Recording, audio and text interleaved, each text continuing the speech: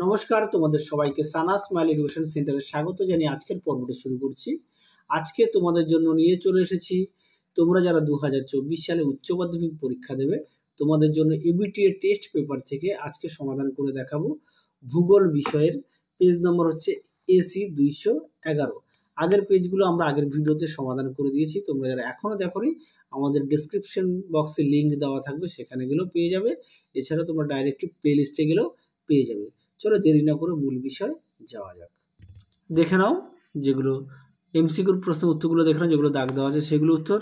প্রথমে 1 দাগের প্রশ্ন উত্তরটা হবে অপশান সি, 2 নম্বর প্রশ্ন উত্তর হবে অপশান এ, 3 দাগের প্রশ্ন উত্তরটা হবে অপশান এ, 4 দাগের প্রশ্ন উত্তরটা হবে অপশান সি, 5 দাগের প্রশ্ন উত্তরটা হবে অপশান এ, 6 দাগের প্রশ্ন উত্তরটা হবে অপশান সি, 7 দাগের প্রশ্ন উত্তরটা হবে অপশান ডি ও স্তর।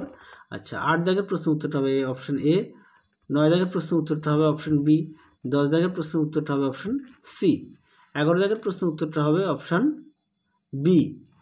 আচ্ছা, 12 দাগের প্রশ্ন উত্তরটা হবে অপশান এ, 12 দাগের প্রশ্নের উত্তরটা, আচ্ছা এখানে সম্ভবত এটা উত্তর হবে অপশান সি।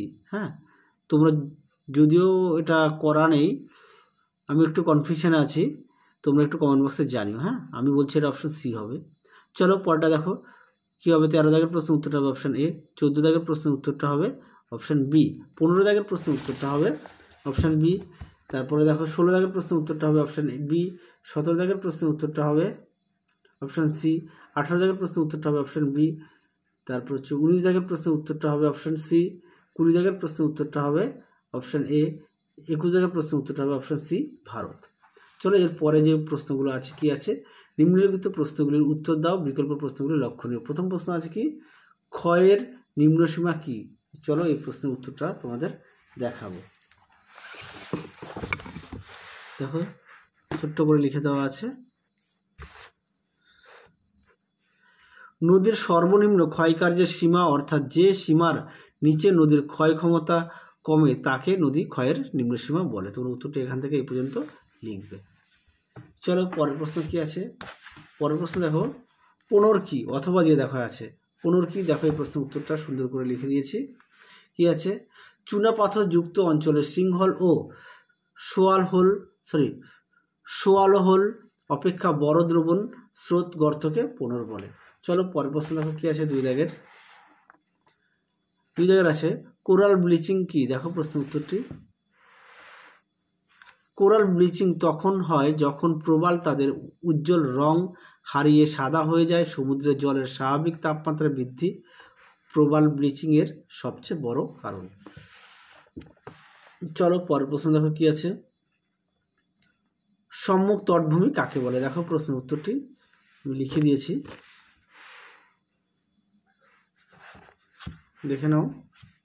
সমুদ্র জলের নিম্নসীমা থেকে সমুদ্র জলের ঊর্ধ্বসীমা পর্যন্ত বিস্তৃত অংশকে সম্মুখ তটভূমি বলে। চলো পরের প্রশ্ন দেখো কি আছে। আচ্ছা, টর কি? দেখে নাও টরটা, অথবা দিয়ে হয়ে গেছে। টর কাকে বলে দেখো, ইনসেল বার্জ ক্ষয়প্রাপ্ত হয়ে ছোট ছোট হলে তাকে টর বলে। আশা করি তোমরা দেখে নিয়েছো, এখান থেকে এই পর্যন্ত উত্তর। চলো পরের প্রশ্ন দেখো কি আছে।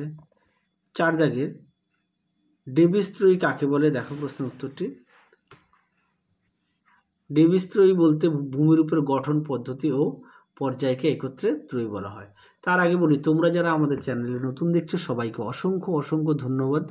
এখনও যারা আমাদের চ্যানেলটি সাবস্ক্রাইব করোনি তোমাদের কাছে আমাদের বিশেষ অনুরোধ, আমাদের চ্যানেলটি সাবস্ক্রাইব করে পাশে থাকা বেল আইকনটি অল করে দেবে, তাহলে যখনই নতুন কোনো ভিডিও পাঠাবো সবার আগে তোমাদের কাছে নোটিফিকেশন পৌঁছে যাবে। চলো পরের প্রশ্ন কি আছে দেখো, অথবা দিয়ে দেখো পোডোক্যাল মাটি কাকে বলে? দেখো প্রশ্ন উত্তরটি কি আছে, লিখে দিয়েছি আমি। অথবা দিয়ে দেখো, যে মৃত্তিকায় ক্যালসিয়াম বা চুনের পরিমাণ বেশি থাকে তাকে পোডোক্যাল মাটি বলে। চলো পরের প্রশ্ন দেখো। পরের প্রশ্ন দেখো কি আছে, মোনেক্স কি? দেখো প্রশ্ন উত্তরটি, মৌসুমি বায়ু সংক্রান্ত গবেষণাকে মোনেক্স বলে। মৌসুমি বায়ু সংক্রান্ত গবেষণাকে মোনেক্স বলে। দেখো অথবা দিয়ে আরও একটি প্রশ্ন আছে, বিপর্যয়ের সংজ্ঞা দাও। দেখো প্রশ্ন উত্তরটি, বিপর্যয়ের সংজ্ঞা দাও। দেখে নাও উত্তরটি কি আছে, দেখতে অসুবিধা হচ্ছে তোমাদের হয়তো। দেখো, দুর্যোগ যখন প্রাকৃতিক বা সাংস্কৃতিক কারণে প্রচুর পরিমাণে সম্পদহানি বা বিপুল সংখ্যক মানুষের জীবনহানি ঘটায়, তখন তাকে বিপর্যয় বলে। তোমরা দেখে নাও, এখান থেকে উত্তরটা লিখবে। চলো পরের প্রশ্ন দেখো কি আছে। 6 দাগের প্রশ্ন দেখো, মরিসের মৃত্তিকা দুটি বৈশিষ্ট্য লেখো। দেখো প্রশ্ন উত্তরটি, এই মৃত্তিকার রং গাঢ়, কালচে এবং খুব শক্ত হয়। তোমরা পাঠ্য বই থেকে বাকি একটু দেখেও নিও উত্তরগুলি। পরে দেখো কি আছে, হেটারোফিল উদ্ভিদ কাকে বলে। তার আগে বলি, তোমরা কিন্তু অবশ্যই পাঠ্য বইটা একটু খুঁটিয়ে পড়বে, ঠিক আছে? শুধু ভূগোল বিষয় নয়, প্রতিটা বিষয়ে চেষ্টা করবে পাঠ্য বইটা খুঁটিয়ে পড়ার জন্য, তাহলে বিস্তারিত একটু ভালোভাবে জানতে পারবে। আচ্ছা, এই প্রশ্ন উত্তরটা একটু বলা হয়নি, জলবায়ু অঞ্চল বলতে কী বোঝো? দেখো প্রশ্ন উত্তরটা দেখে নাও। জলবায়ু অঞ্চল কি? যখন কোনো বিশাল এলাকা জুড়ে জলবায়ু উপাদানগুলি সমধর্মী হয়, অর্থাৎ একই ধরনের থাকে, তখন ওই এলাকাকে জলবায়ু অঞ্চল বলে। চলো পরের প্রশ্ন দেখো। পরের প্রশ্ন দেখো কি আছে, হেটারোফিল উদ্ভিদ কাকে বলে। দেখো প্রশ্ন উত্তরটি সুন্দর করে লেখা আছে, একই উদ্ভিদে যখন বিভিন্ন প্রকার পাতা উৎপন্ন হয়, তখন তাকে হেটারোফিল উদ্ভিদ বলে। দেখো প্রশ্ন উত্তরটি। চলো পরের প্রশ্ন দেখো কি আছে। 8 দাগের কি আছে, রেড ডেটা বুকের কোন ধরনের জীবনের তথ্য লিপিবদ্ধ থাকে? এটা উত্তর হবে নিরক্ষীয়। পরেরটা দেখো, 4 o'clock রেইন কোন জলবায়ুতে দেখা যায়? এটা সরি, এই জায়গায় একটু মিস্টেক হচ্ছে। এই প্রশ্নটা দেখো, 8 দাগের, রেড ডেটা বুক এ কোন ধরনের জীবনের তথ্য লিপিবদ্ধ থাকে? এই প্রশ্নের উত্তরটা হবে বিরল ও বিপন্ন প্রজাতির। বিরল ও বিপন্ন প্রজাতির। তারপরটা দেখো কি আছে। আচ্ছা, এটা 4 o'clock রেইন কোন জলবায়ুতে দেখা যায়? এই প্রশ্নের উত্তরটা হবে এইটা, নিরক্ষীয়। হ্যাঁ, এই প্রশ্নের উত্তরটা কিন্তু এইটা, নিরক্ষীয়।